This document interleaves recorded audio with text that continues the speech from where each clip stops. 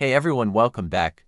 In this video I'll show you how to set Slack notifications in 2025 for both desktop and mobile. Setting up notifications properly helps you stay on top of important messages without being distracted by everything else. Let's start on desktop.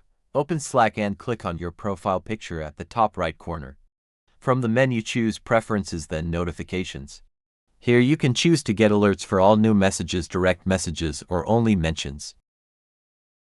You can also set notification sounds and choose when you want to be notified. If you want to pause alerts during focus hours, click on Do Not Disturb and set a schedule. This automatically mutes notifications during your chosen time. Now for mobile, open the Slack app and tap on your profile icon.